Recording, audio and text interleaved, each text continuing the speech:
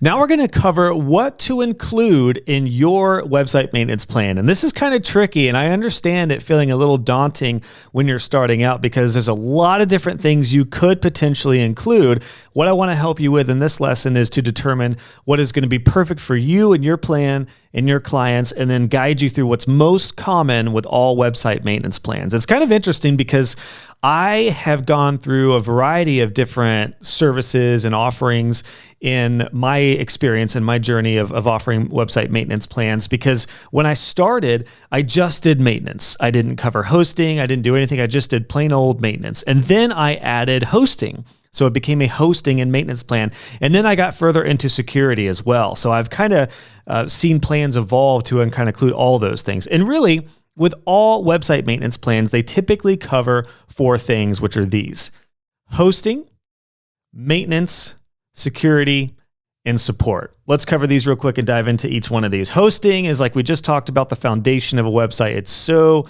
crucial. I would definitely recommend that you offer hosting in with your maintenance plans. I would not separate these two. I would make these as one, because clients are never going to turn their hosting off. The only reason they're going to get rid of their hosting, if you are hosting it, is either they're moving on to a different host, or if unfortunately their business closes down or something and they need to cancel or close down their website. Those are the only 2 reasons that you are going to see clients leave hosting. So if you can wrap up maintenance within hosting, it's very secure and stable for you. And it's great for your clients too, because there's really no reason these things should be separate, because they're so related. Now, if you do have a rare opportunity or a rare case where clients are not hosting with you, we'll talk about that later in the course, how to handle that. But I would definitely and strongly recommend you offer hosting in your website maintenance plan. Don't do what I did, which early on was to not do hosting, because I thought of myself as the middleman, and I thought, I don't want to handle hosting too. I'm getting, calls, and I'm gonna get pinged if they have issues. But the problem is that I still got those calls. I still got those issues, and I ended up basically being the middleman, just not getting paid for it. So you might as well get paid for being the middleman as a webmaster and offer hosting and maintenance. Now, apart from hosting, which we've already talked about previously with my recommended hosting companies, maintenance is what's going to cover updates, backups, reporting, optimization. All of the main aspects of your plan are going to be covered in the maintenance portion. This is why I actually still like the term and the name maintenance plan, although we will talk about different titles coming up here in the next couple lessons, because you can call it a website care plan, website security plan, all sorts of names we'll go over. But maintenance, either way, really tells it like it is. It is maintaining the website. So again, that's going to cover a lot of the bulk of what you'll use with Managed WP or any other tool that you use to actually handle everything that's involved with maintenance. And then security. Security is what is going to be partially involved with those tools, but that's going to cover basic monitoring and stuff like that. But with security, you can add, again, the firewall, stuff that we just went over with some of the tools that we looked at with some security options. There's going to be a different levels of security that you could potentially offer. Either way, I would still have security, the basic level of security, be included with any plan or any tier that you have, because clients want to know that their site is secure and that you have, their best interests in all of their site, from the logins and everything, secured in some way. So security is the next big portion. And then the portion that's a little bit, I would say, underrated is support, because this is actually one of the biggest sales points for clients. There is nothing better for clients, as we just talked about, than having a trusted web guy or web gal. So if you are offering support, make it known that they are getting priority support and they're getting, their trusted web person in their corner month to month. That is so crucial. So these are really the main aspects that are all included in a typical website maintenance plan: hosting, maintenance, security, and support. And what I'm about to show you, all of the things that we're about to go over lie within one of these 4 categories. So here is what most website maintenance plans cover. There's 10 main things that I've seen across maintenance plans in all shapes and sizes.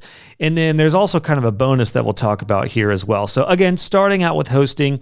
Now, whether you want to offer hosting for one site or multiple sites, because just remember, you may have a website maintenance plan client, and then they will often, if they work with you more and more for different brands or different websites, they'll likely have multiple sites with you, which becomes really fun because you get one client, multiple sites. That's pretty cool. We'll talk about how to price that and some different options for that as well. But I love hosting websites for clients. And again, once they have numerous sites with you, suddenly you can create a plan that may be $100, $200, $300 and more just with hosting and maintenance and what you'll see here. So hosting's number one.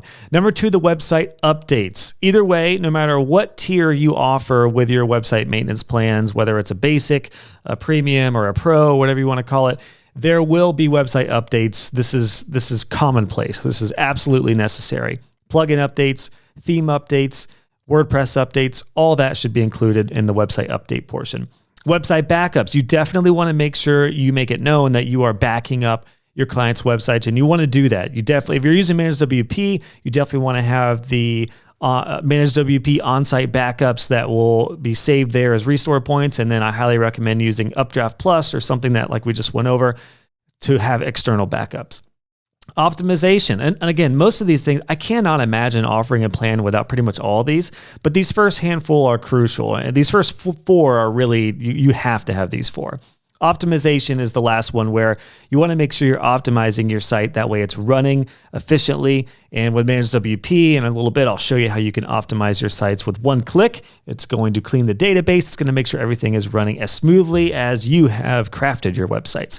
Now, the rest of this is stuff that you can kind of add in either on different tiers or at different levels. For example, website security. I would always say that you're offering some sort of website security, even if you're just doing Managed WP and you're just looking at the monitoring. As long as you have good hosting and good logins and stuff, the security is basically covered on a basic level. But then I would also recommend and have a guarantee for any sort of cleaning or fix if there's any sort of hack, breach, or any problems, which you can use Sucuri for.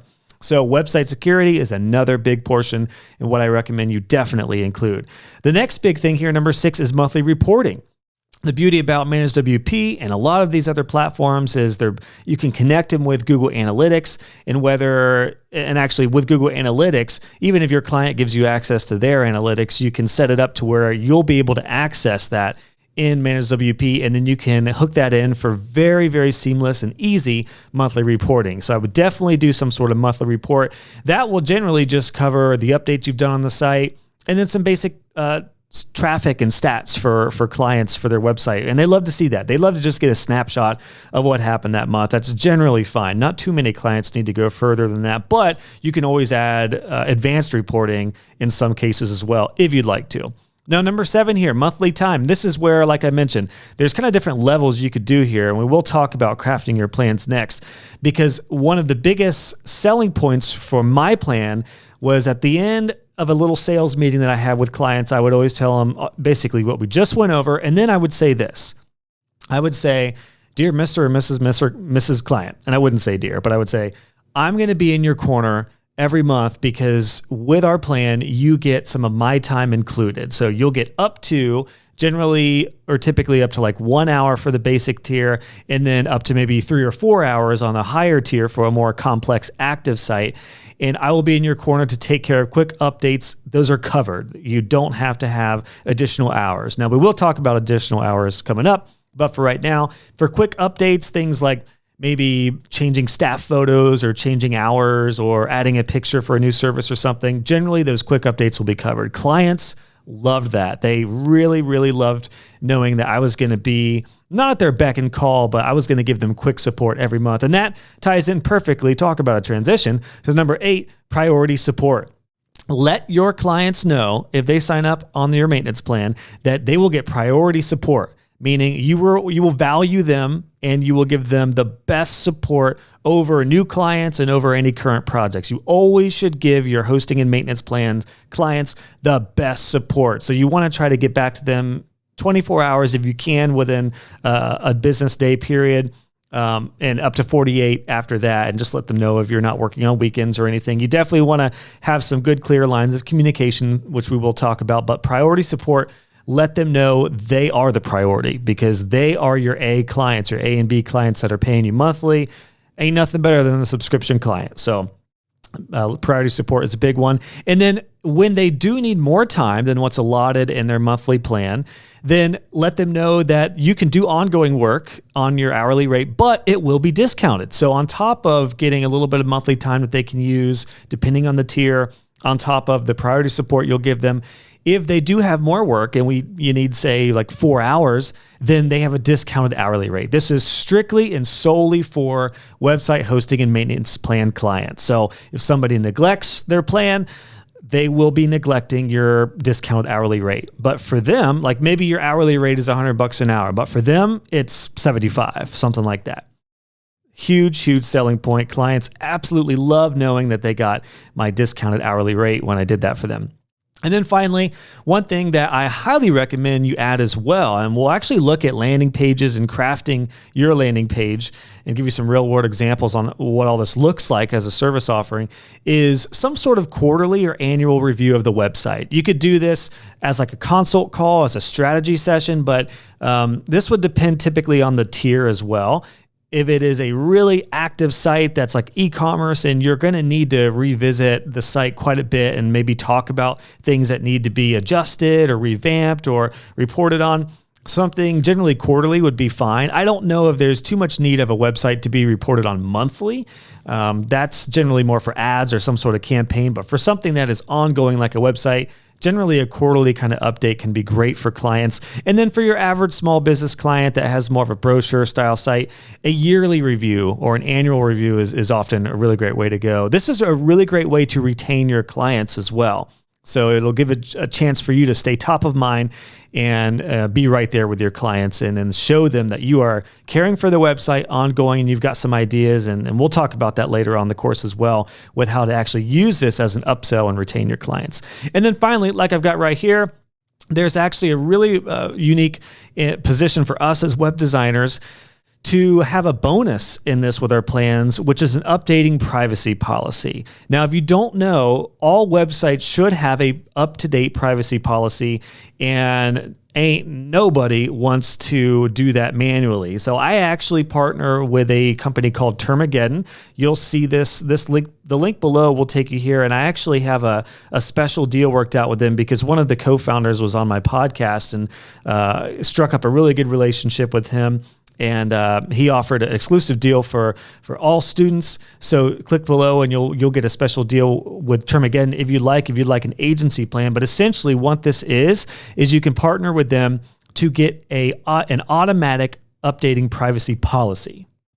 So for example, over here at my site, my privacy policy page, you'll see I did not actually write any of this information. This is pulled from, it's actually just a widget, a little snippet of code, and it is pulled from Termageddon. Termageddon is who I use for my website and who my agency and Transit Studio uses. We are an agency partner with them. So we have one account, and then we're able to have an updated privacy policy in all of our websites. And it will load just like this, and it'll show you when it was last updated, and it updates automatically. So if I refresh, watch this, you'll see it load. It kind of loads right there. Really, really handy. Very affordable too. There's different pricing options depending on how many sites you would like to cover. And again, they do have an agency plan. It'll help keep your clients compliant. And most clients aren't going to understand the value of that. So you just need to let them know legally they need to have an updating privacy policy. And unless they want to legally do it themselves and get with an attorney and figure all that out, you might as well use Termageddon, who's doing that for you. And I would just add that in as a bonus. It's really, really cheap to do. You can make that, something separate if you wanted to, but I would include that. My agency is now including that, and a lot of my other students who have been through this course are, and it seems to go over really, really well. And that way, if they ever wanted to leave your plan, they got to know they're going to have to do this themselves, either write it themselves or they're going to have to pay for Termageddon. So another really big benefit. Now, one final thing I want to note before we move on, really, really important.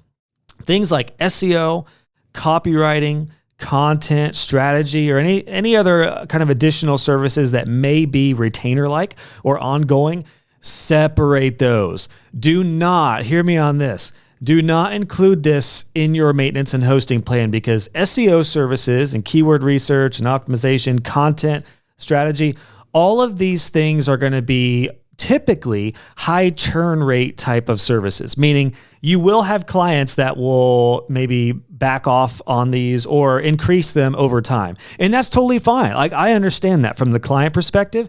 You might want to invest in SEO for a few months or 6 months, but then you may want to take a break on that or back off a little bit. You may need to add a lot of content over the next few months or year or so, but then you may not need as much after you get that in place. Same thing with strategy. So keep these services separate. The problem with linking these in with all these other services is that the line gets blurred between what needs to happen every month for a website and what needs to happen occasionally or in seasons of a business life. So I highly recommend doing these separate. Now, if you have a client who's on your maintenance plan and they're on all this stuff, but they do want to add this, then that's totally fine. You can add that. I would still bill it actually separately, but what I would do is just discount this because they are a hosting and maintenance plan. So I just wanted to make that note known because this is really, really important. I see a lot of people add all of this in together, and then guess what happens? When a client wants to cancel their SEO services, they want to cancel everything. And then you now have to resell all of this. So just let them know, even if they are interested in your full suite of services, this is what's covered at the basics for your hosting, maintenance, care plan. And then they can add this on as time goes, or immediately, just it's going to be separate. It's going to be a separate charge because it is a separate service. So hope that helps. So there you go, guys. That's what's included in Website Maintenance Plan. Now let's actually talk about crafting your plan.